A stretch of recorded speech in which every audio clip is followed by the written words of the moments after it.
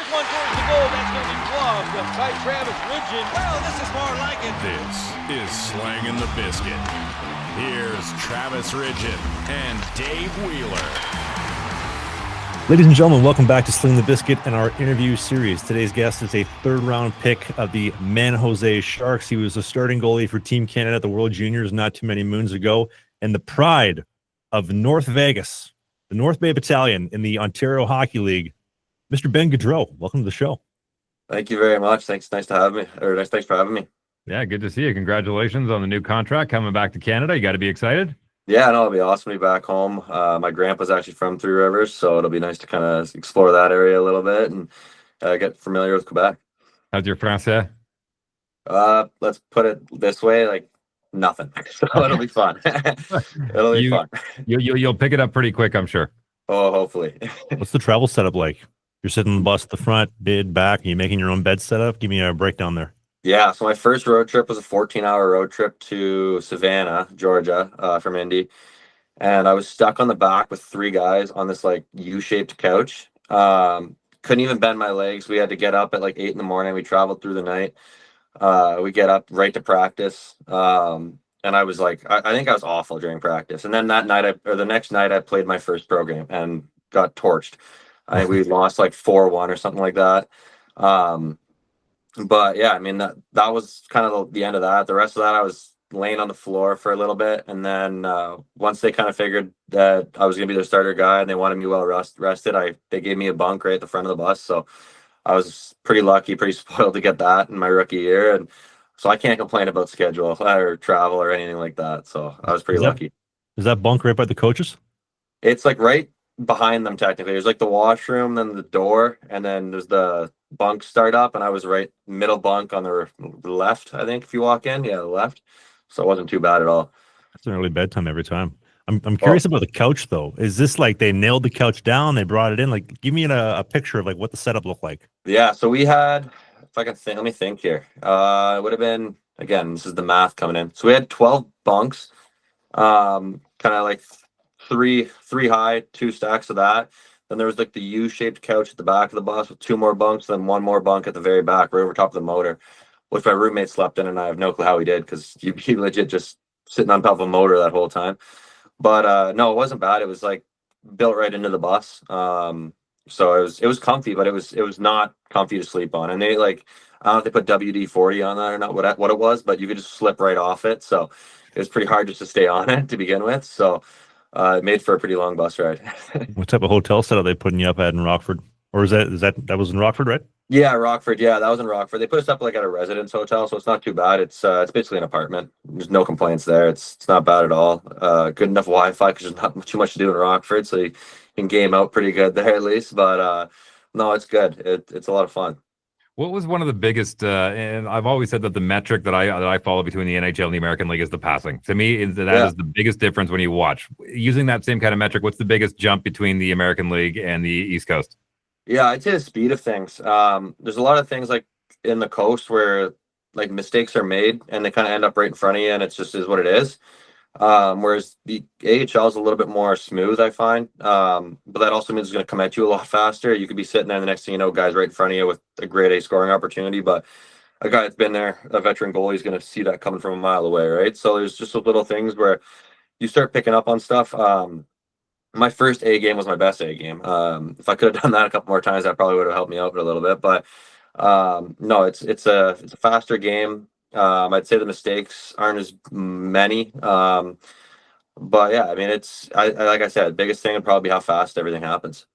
Have you found that the goalie coaching through junior, through the East Coast and the American League, have you found that your style has changed with the league that you're playing in and the coaching that you're getting? How's that transition been?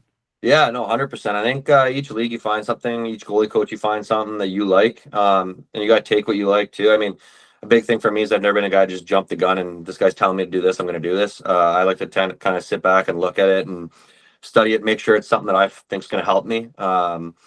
So I try to kind of keep things pretty simple. I've always had to be a guy that's worked on my skating a lot, so if I go into something and don't know what I'm doing, I'm just going to confuse things for me even worse and kind of end up in my own head. So I try to keep things pretty simple.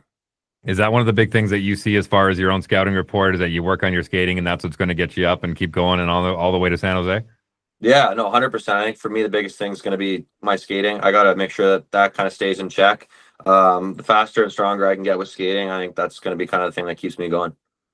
Are you still a San Jose prospect, or I think you just signed an American League deal, right? Yeah, so I signed an American deal. I'm not in San Jose's organization at all anymore. I think they lose my rights after 2 or 3. I don't know. I think it was 2 or 3 years they lost my rights. So I went down. I went to a couple camps with Tampa the year after, and then I was over with Chicago last year, which was a lot of fun. Their camp, and then I went down in their system. So this year I'll be in Montreal and get to do their camp and everything. It'll be pretty sweet. So how have your goals changed as far as how to get there? Yeah, I think the biggest thing for me is just maturing and knowing what you actually need to do to get there. So my biggest goals are just making sure I'm pushing myself to be ready for camp, be ready for that first drop of the puck, and make sure that when I walk in there, I show them what I got and give them a good first impression. Do you remember the first purchase you made after you got your first pro hockey paycheck? Not including the dog. I like, you'd know how it would be in the coast. It's not a pretty paycheck. I think I remember when I like some of the big purchases. Like my biggest purchase was a new fishing reel last year. It was like a $500-$600 fishing reel. So that one I had to pull the bank out for that one. But that's about it. Like I tried to save most of it. And just kind of, I got to pay a truck off right now, so I wasn't spending too much money on that or on other things. So maybe like groceries was probably my first paycheck thing I got. Was there any signing bonuses though, like along the way? No, in the A deals I didn't get any of those, so there was nothing like that where I was given a lump sum of money and able to go and spend it or anything like that. They give you 90 G's up front. Here you go, USD. Yeah, see, that'd be a little different. There might be something if I was doing that. You mentioned fishing. I want to touch on that a little bit. There are some players that I've seen that are able to draw parallels between what they do on the ice and what they do in fishing, and how they kind of marry the two. Are you able to do that? Is there any similarities? Yeah, I mean, I think the biggest thing is just like I try to stay pretty calm on the ice. And I mean, you can go out in the water and have some pretty bad days, so you gotta learn how to stay calm out there as well. And it's the ups and downs of fishing kind of get incorporated into the ups and downs of hockey, I guess. You get a little bit more time as a goalie, I guess, by yourself too. So I fish a lot by myself as well. So I mean, I guess getting that alone time and learn how to talk to myself and positive self-talk when there's nobody around to tell you what to do. So there's things like that. But I mean, at the end of the day, I mean, I try to kind of use it as a step away from hockey and allow myself to kind of relax and take my mind off it, if anything. Did you get any done when you were down south, or are you looking forward to the fishing in Quebec? Yeah, I didn't get any down south, but I'm definitely looking forward to some in Quebec there. So it'll be fun to do that, hopefully. And ice fishing too? Ice fishing as well? I love ice fishing. Hopefully we got enough time to do it. We'll have to see how it all works out, but I definitely do it. I know there's a guy on the team in Three Rivers that makes custom fishing lures, so I'm sure he'll want to get out a couple times there, but that'd be awesome if he does. So we'll have to see how it all works out. Is that the guy you're collabing those Instagram posts with that's making the fishing reels? No, that's a different guy. So that guy, he's out of Haliburton, Ontario. So just probably hour and a half, 2 hours from me. But yeah, he makes some real good like soft plastics and stuff, that guy. So, but there's another guy in Three Rivers that makes some like wooden baits and stuff and plastics and stuff. So it's pretty cool to see that too. Is your fishing gear as important to you as your goalie gear is? Oh yeah, I probably got more fishing stuff than goalie gear. It sounds really bad.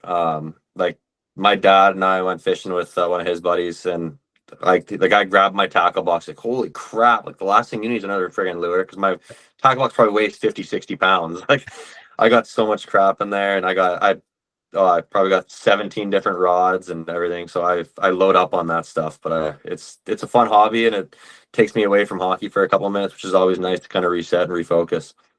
Forgive me for my my lack of an experience. I've never actually been fishing by myself before, but yeah. Do you bring 17 rods in one go? Like I know you have the baits and the lures and whatnot. Yeah. You bring them all together? No, it kind of depends on what I'm fishing. If I'm doing like a musky day, I'll probably bring 2 rods. If I'm going out walleye fishing, I like to have 2 rods for that as well. Bass fishing, I need a couple more because there's a lot of different setups I like throwing with bass. But it all kind of depends too. Like the other day I had some buddies out, so I ended up bringing like 6 rods, just doing them all up for all of us, so it was easy to go. And it all depends on what I'm going for and everything. If I was to fish a tournament, it'd probably be a lot more setups. I know my buddy does a lot of tournament fishing for pike, and he says he has like I think it was something stupid like 14 setups a guy. So it depends on what you're kind of doing and all that kind of stuff. But yeah, I'm curious to know if you're a subscriber to Brendan Morrison's channel. I don't think so. No. Okay, he's a former Vancouver Canuck who's a full-time YouTuber now with fishing. Is there any guys that you do follow?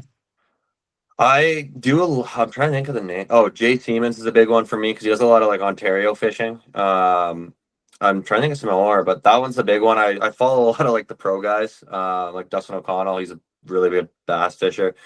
I'm trying to think of the walleye fisherman I follow. But another really good guy. Like really great fisherman too. So it's cool to see all what they're using and all that kind of stuff for sure. Do you flex any of your big catches on social media? Oh yeah, my Instagram this year has been, I think this summer all I posted is fish. So I caught a nice salmon the other day, threw that up there, some nice lake trout start of the summer. So there's been a little bit of everything. Threw a bear up on there too, my buddy and I got. So a little bit of everything. Saw that. I like the salmon one. It was a nice big fish. Yeah, it was a nice fish. I mean, we got meat for days out of that thing too, which is a lot of fun. So yeah. I have to take me and pop my cherry. I've never caught my own fish personally.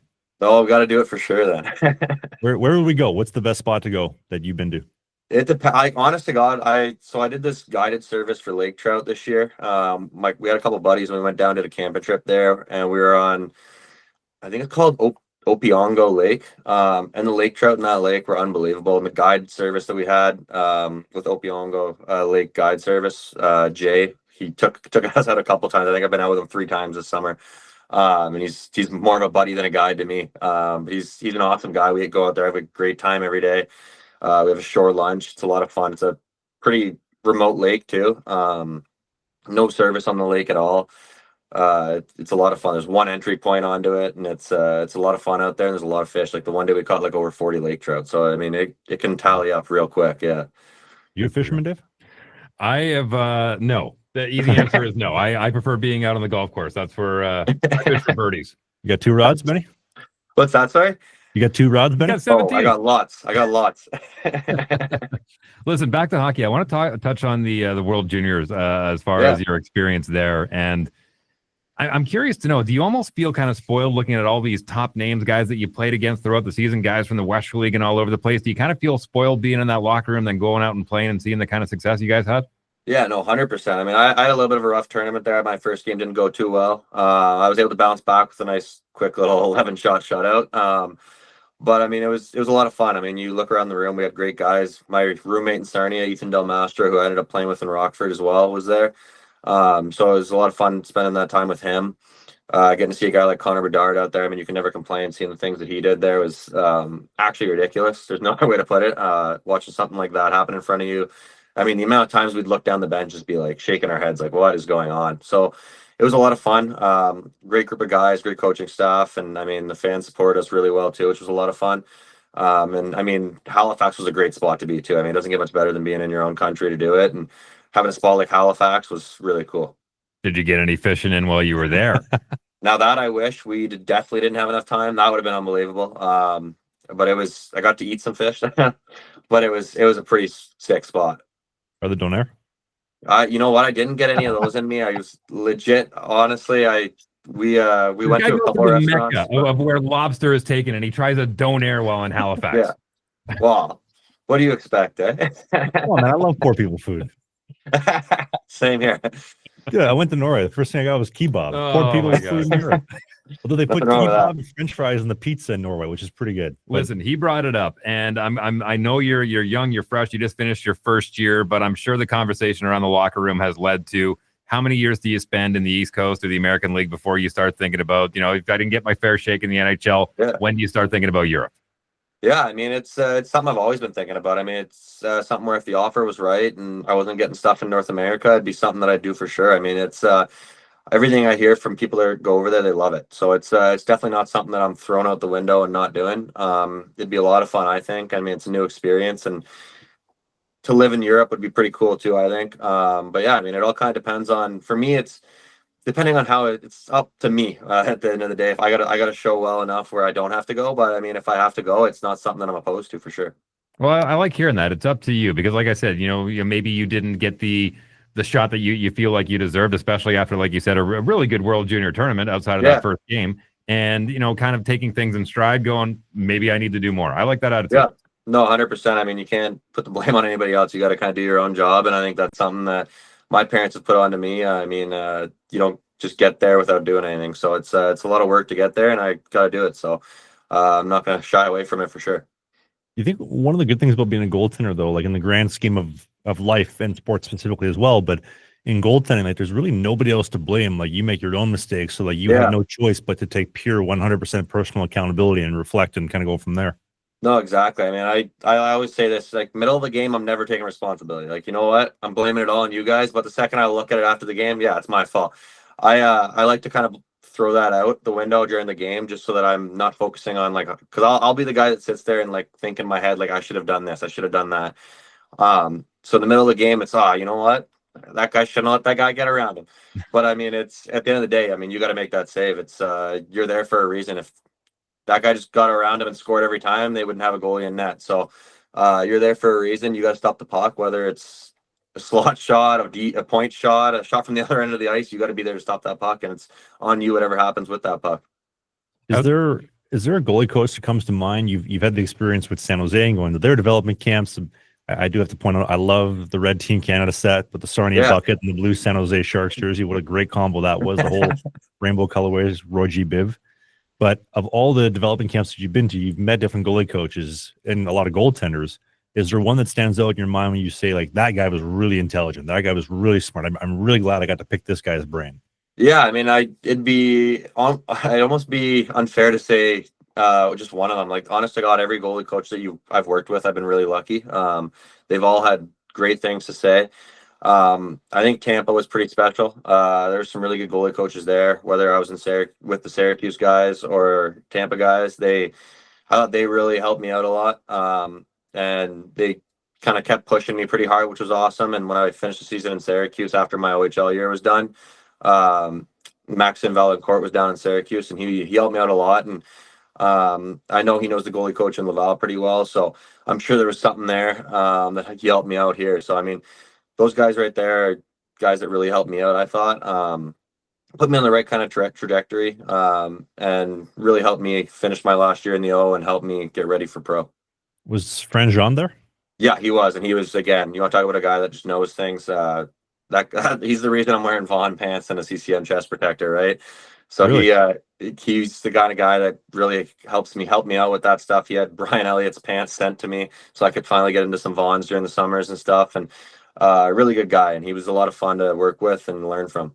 So how does that come about? Like, you're not mobile enough in the pants you're in, I think you should try these ones, or how does that conversation happen? Yeah, with all the NHL specs, they all have sizing, right? So I mean, with those kind of the CCMs and the Vaughns are pretty much your biggest stuff you can get for that area.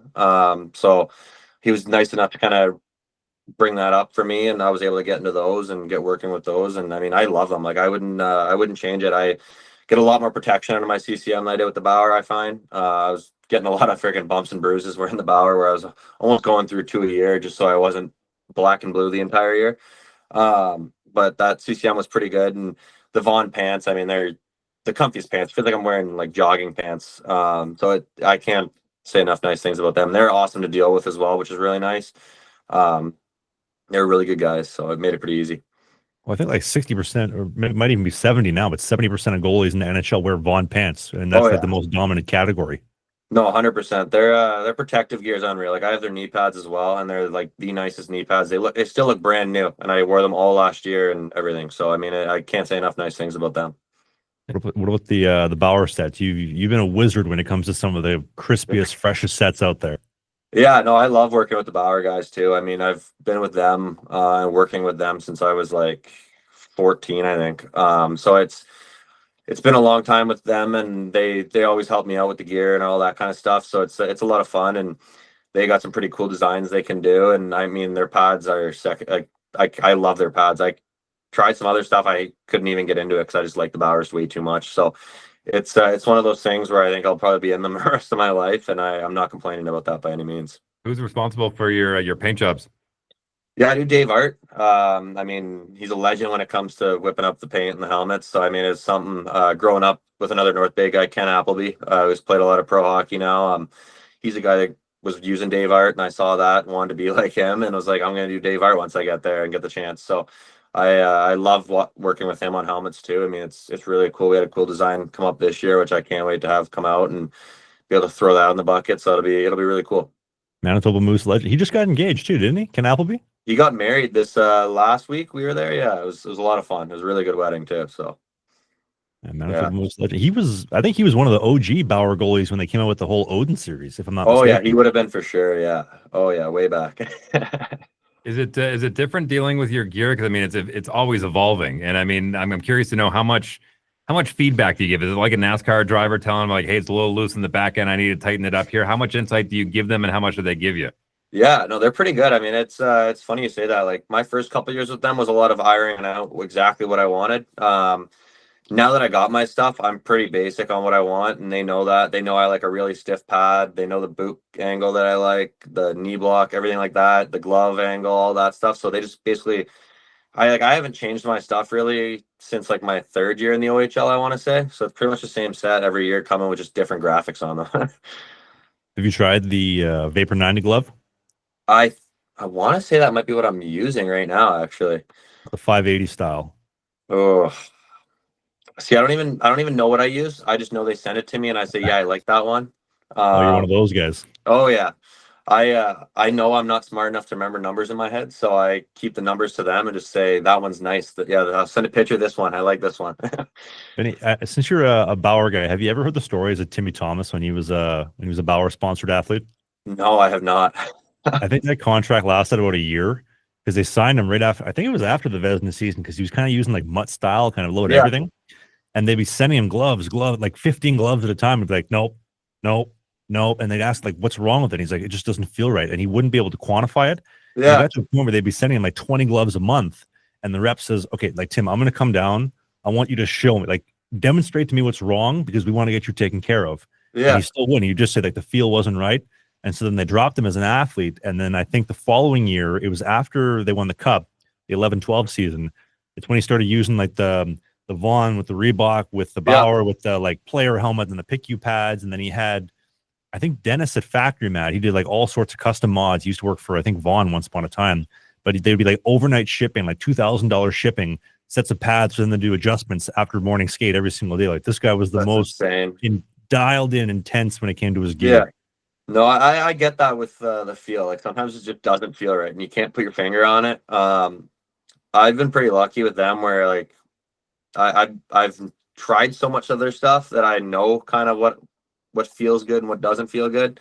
Would I like a couple more sets during the year? Yeah, that wouldn't hurt. Save the palm a little bit and save the knees a little bit wouldn't hurt at all. But I mean, I can't complain. I'm pretty lucky to be with them, and they were great for me, so I can't complain at all. You're a signed Bauer athlete though? No, I used to be. They kind of stopped doing that unless you're on an NHL contract. But I got my free set of golf clubs and some Lululemon stuff, so I can't complain. $5,000 Lululemon spending gift card? Oh, yeah, all those fun ones. Out of curiosity, standing at 6'2" and seeing a lot of guys that are coming into camp, do you already put yourself at a deficit knowing that you're one of the smaller goaltenders and what NHL clubs are looking for?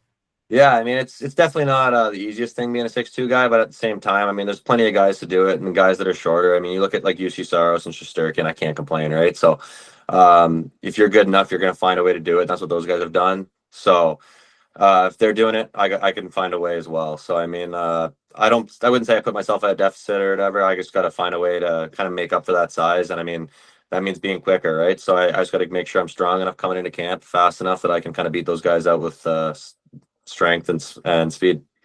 Is that a conversation that you had during the drafts or when negotiating with teams now? Because it's like to say it out loud, it sounds kind of silly. Like, oh, you're only 6'2". Yeah. Which I think is less than 1% of the male population, but we want 6'5" plus, which I'm like average height compared to what a lot of these guys are drafting. Yeah. Is that a common conversation you're having? You know what? My draft year, it wasn't, but I think it was because my draft year was basically the last year where they were like kind of all right with 6'2" guys. And then they were like, okay, after that, we need like 6'5" guys. But now, I mean, I wouldn't say it's actually brought up too much. Maybe a couple times throughout the year, but it's definitely not something where they're making it the be it and end all, which is nice. But yeah, I mean, if my legs were straight and I wasn't bow-legged, I'd probably be 6'4". So I mean, I kind of did it to myself, I guess. But it's not bad. Like I like to kind of be that underdog. So I mean, it works for me. I'm curious to know, now that you mentioned it, being bow-legged, how are your hips holding up? Hips and the knees being in the butterfly all the time. Oh yeah, no, they're great. I put a lot of emphasis on that and stretching and doing some yoga, and I mean, even my workouts, I tailor them so that I'm doing them to kind of work that stuff properly. I do a lot of physio as well to make sure that my legs aren't too tight and pulling on my knees and hips in different ways that they shouldn't be. And I mean, honestly, I can't complain. I've had probably the most flexible hips on the team last year. We'd be doing hip stretches and the guys would be like, "What the hell, man? Like that's disgusting." And I'm like, "Hey, it's what you got to do, right?" So I mean, it's stuff like that. I mean, I take pride in doing that stuff and make sure that I'm kind of in the best shape I can possibly be in, no matter what problems you got to deal with. Well, I'm happy to hear that. My wife's a registered yoga instructor, and she said that's the most important part. Take care of your core, and everything else will fall into place. No, 100%. I mean, you got to take care of that core too. I mean, this year I've put a really big emphasis on making sure that core is nice and strong, and I think that's going to help with my hands too and my everything like that. So I mean, it's one of those years where it's really do it. You got to come in here and break the seal, and really have a good year. Is there a specific style of yoga for fishermen? I don't think so. I got to find one if there is. We're gonna corner the market. Exactly. Benny, are you mobile enough to do a soft seal? I don't even know what that is, but maybe. Oh, it's like a soft seal, as in like what are you talking about? Like with like my posts or? Yeah, post to post reverse, where both legs are flat, totally sealed. Yeah. Oh, you are mobile, son of a bitch. Oh yeah, yeah. I like. I'll just sit there. If somebody's behind the net, I got both feet on both posts. I'm just sitting there, relaxing. What an advantage it is to be able to do that too, with how fast the game's getting. Where you're literally in the most neutral position possible, and then to kind of build up from there. Exactly. Well, and like I said, that's why I make sure that they're flexible like that, because I know I'm not 6'5", so it's going to take me a little bit more of a reach to get over there. So being able to do stuff like that, it really helps me out quite a bit. It's worth doing the research. If you can pull this up for the video version of the show, Trav, but there is a picture. There's an upper deck card from the mid-90s of Chris Terreri, who was a New Jersey Devils goaltender. And on the back of the card, it was an overhead shot of him doing the splits, and he was going post to post. And he wasn't any taller than 5'11". And it was the first time I remember going, wow, like you need to be that flexible to go post to post. And now it's just mainstay. Yeah, no, now it's crazy. I mean, you look at the guys and what they're doing and how the goalies are responding to like the new stuff coming out and everything. It's insane. Like my goalie coach in Indy was a great example of that. He actually played a couple games for us and everything this year. He just retired this year and ended up being a player coach for a little bit there. But you want to talk about a guy that does crazy stuff off the ice? I mean, if he sees it, he's gonna laugh. But he's doing somersaults and like handstands and like he has a rope. You'll see he's doing like Jedi training. Like we used to chirp him all the time. But he's a great guy. And I mean, he was a smaller guy and knew he had to be flexible, knew he had to be fast, and did what he could do to make himself as good as possible. Well, Trav, you talk all the time about, like you have a little more respect for a coach that can actually get out there and do the kind of stuff that he's asking you to do, right? Well, exactly. And you know what?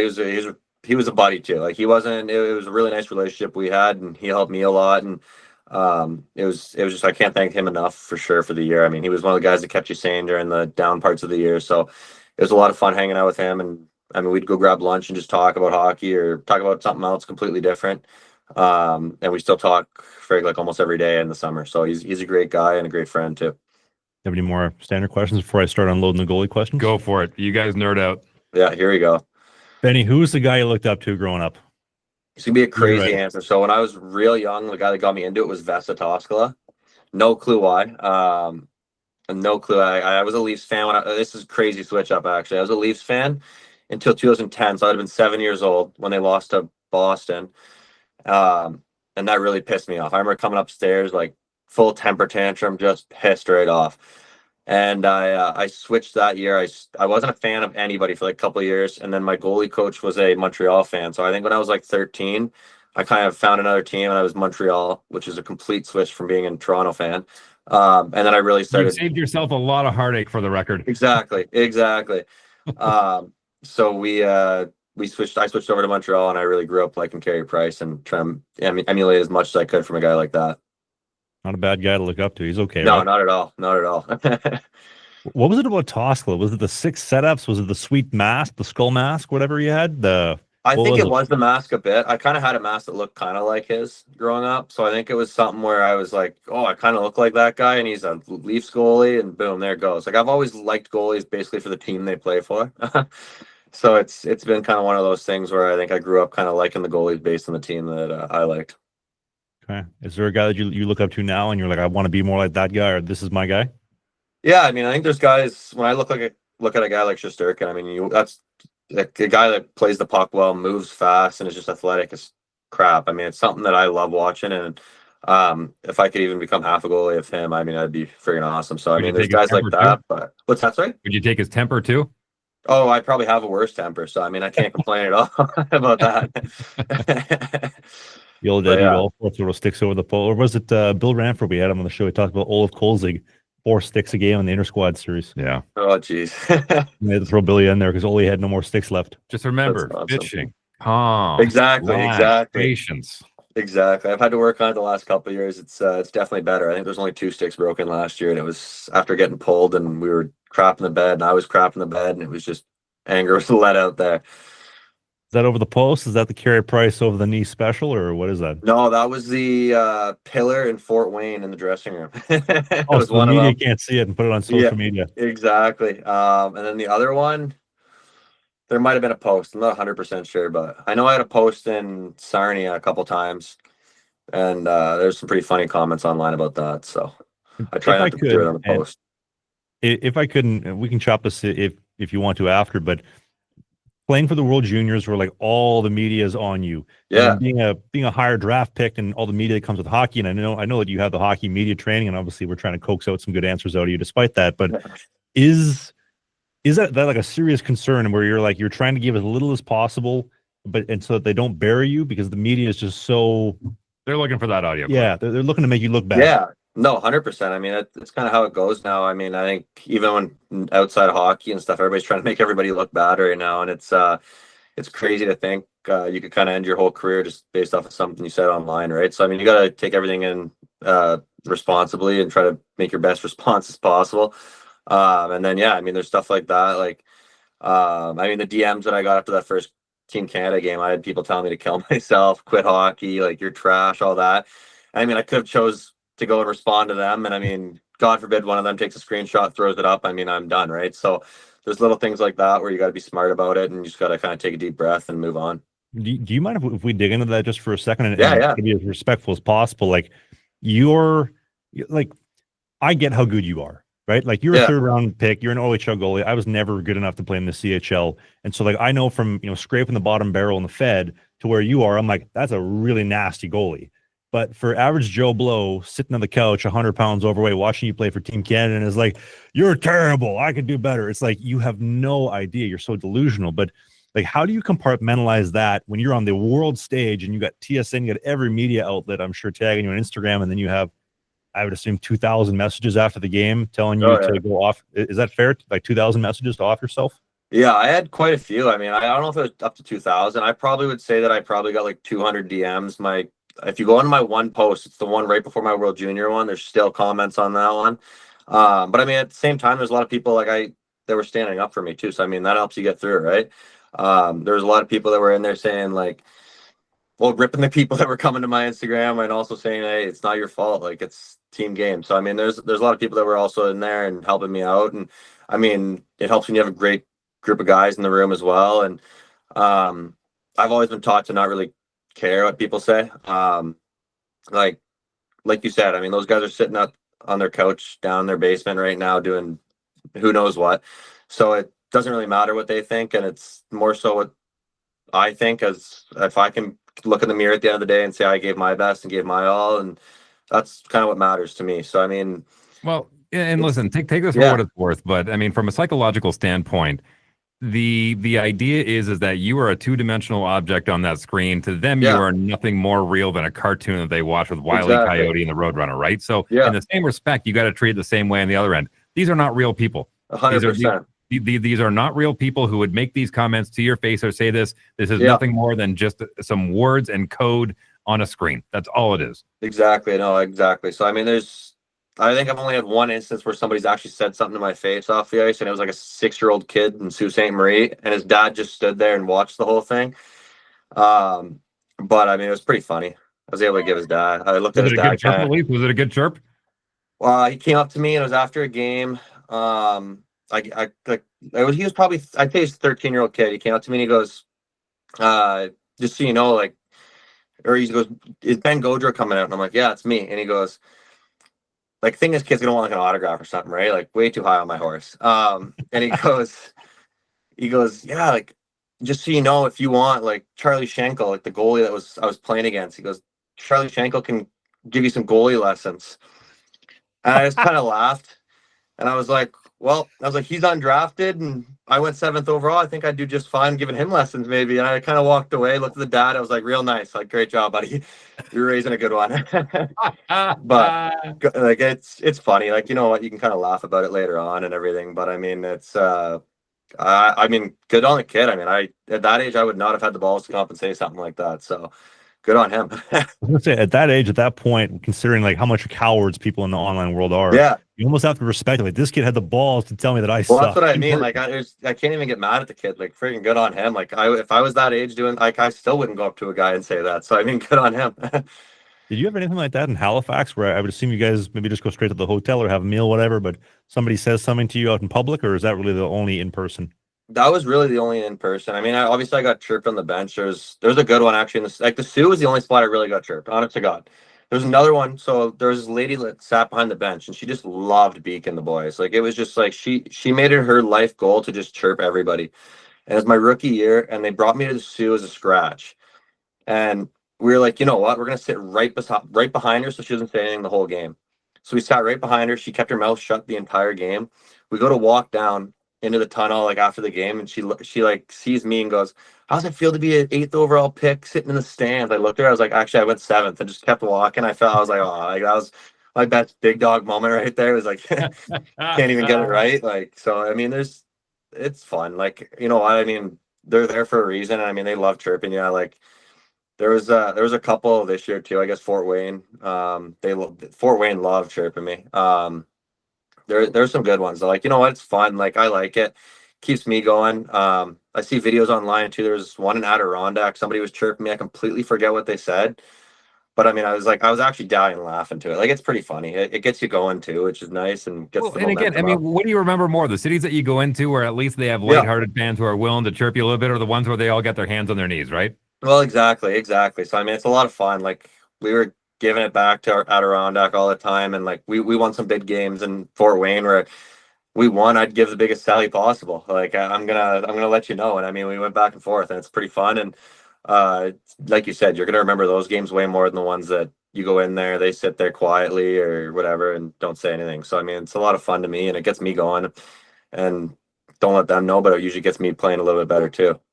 You got to give her the old ask her, flip the net and do some push-ups or bench Yeah, press. I saw that. I mean, I'm not taking the chance of that net coming down on me. With my luck, I'd pull it down too fast or something, wouldn't be able to stop it and look like an idiot. So You get trapped in there. yeah, get trapped or something. That'd be my luck. When guys are chirping you on Instagram, like what you just mentioned, is it like an Instagram story like, Benny, you suck? They just like straight DM me. I had so many like straight just them DMing me or like in my Instagram comments.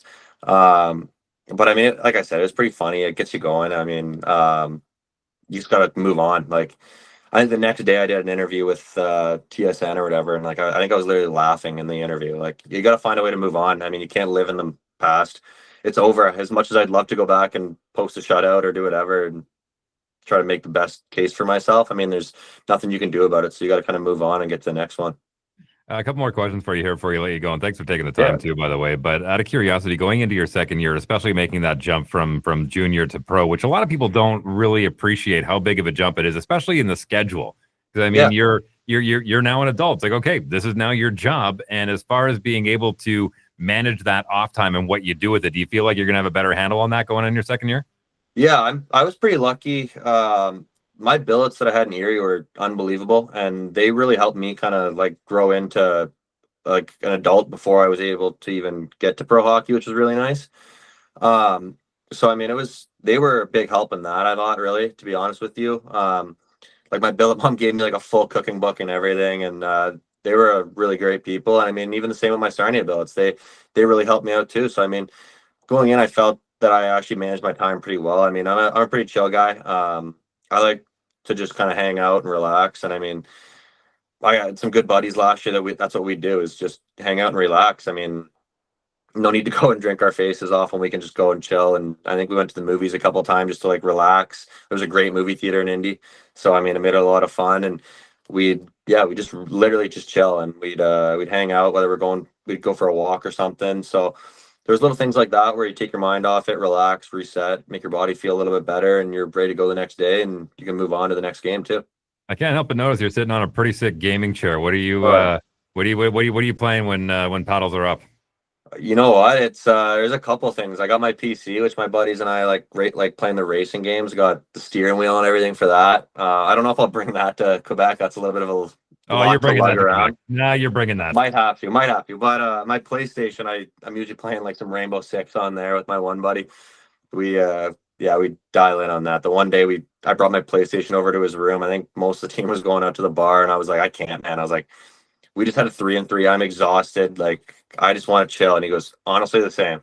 So we ended up just kind of chilling in his room. We brought my PlayStation over. We played R6 for the night. So we find a way to that's another way of just of chilling and relaxing. So it takes your mind off of hockey too, which is nice. I mean, you have a bad game, you go hop on the stage with the buddies, and I mean, we'd be just dying laughing on there. So you find a way to get over it pretty quickly.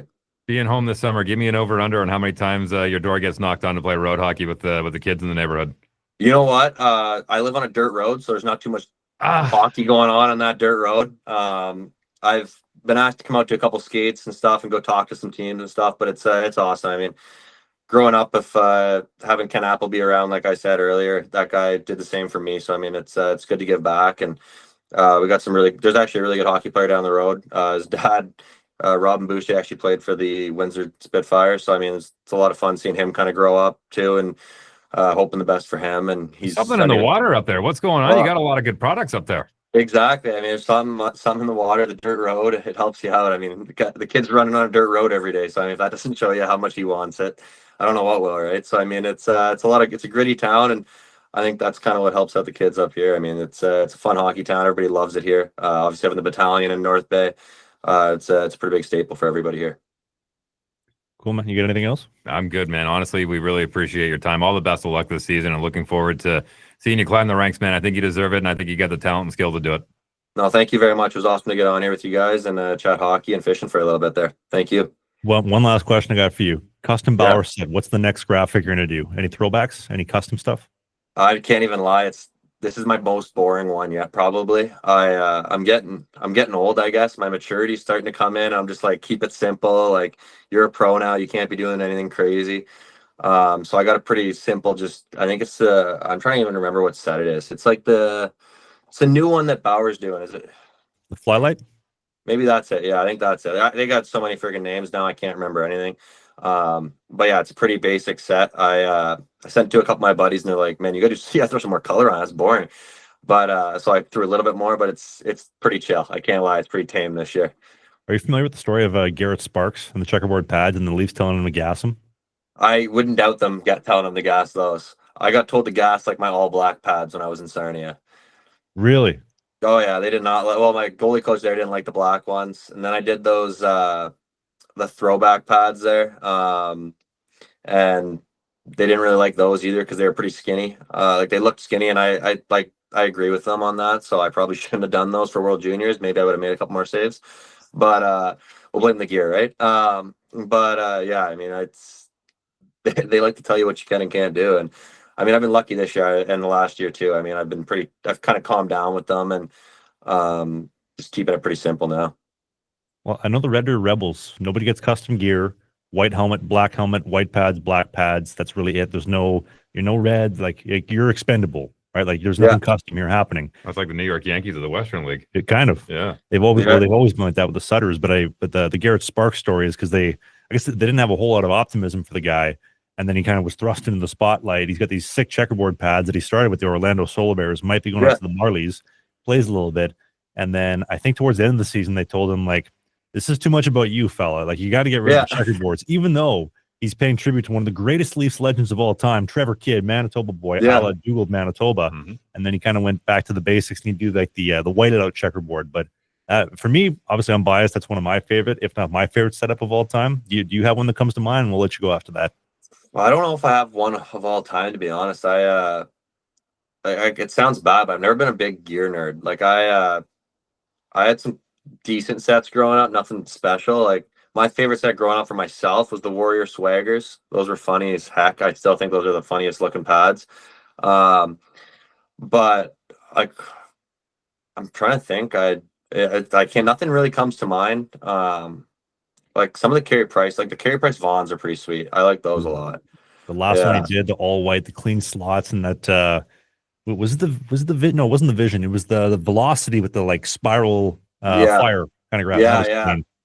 No, so I can't, like, there's nothing that really pops up. I think if I had to say one, I mean, and liking the guy too, I mean, it's pretty hard not to like his pads and setups and everything. But even though it was like he chilled out quite a bit his last couple of years, right? So I think I kind of got to that stage now.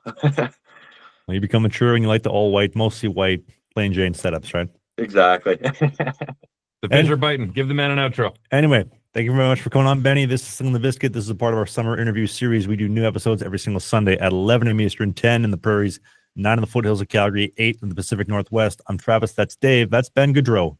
Thanks for watching. We'll see you next week.